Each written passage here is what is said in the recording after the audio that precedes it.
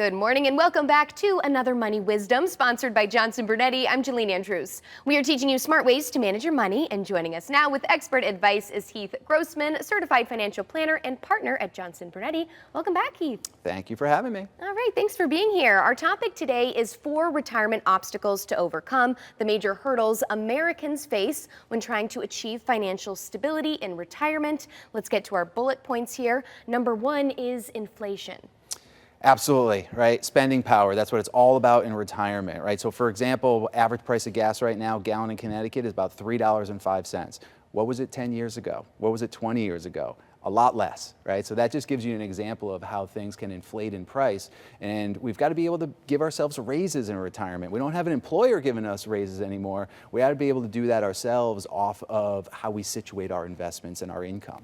Sure, and something like inflation and gas prices could impact your travel, what you want to do in those regards. Let's get to our second bullet here. Number 2 is a lack of savings. Yep, got to save up money for retirement, right? And I usually tell people that are younger, when I sit down with people that are younger, want to be saving somewhere between 10 to 15% of what you make. And if you do that for a long time, you should put yourself in a good position ultimately over the long run to build up a nice nest egg for yourself. Now, if you're someone that has not been doing that, I'm not here to shame you or say all is lost and you're doomed or anything like that.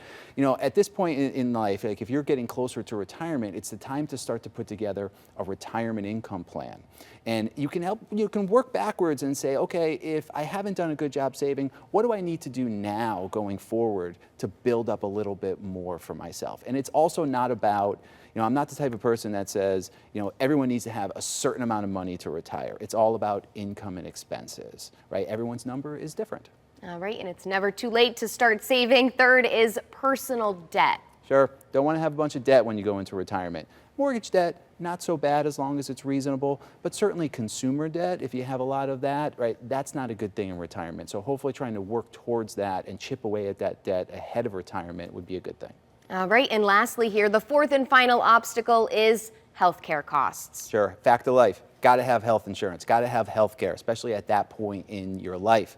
And that's another thing from an inflation standpoint. If we think about the cost of health care and how much that is inflated over time, right? We got our Medicare premium, maybe a Medicare supplement, out-of-pocket costs. We got to be able to keep up with those expenses in retirement. So it's very important to build that also into your retirement income plan. Yeah, there's a lot to think about, and this week's book offer is called The State of Retirement. People can access this for free, State of Retirement. Tell us a little bit about it. Yeah, sure. This is going to give you a little bit of help on some of the things that we talked about this morning. How you are situated for retirement. What are the things that you need to think about as you're getting closer and closer? All right, wonderful. Heath, thanks so much for your time this morning. Absolutely. All right, and again, that is MoneyWisdomTV.com. For CT Buzz, I'm Jalene Andrews. We'll see you next time.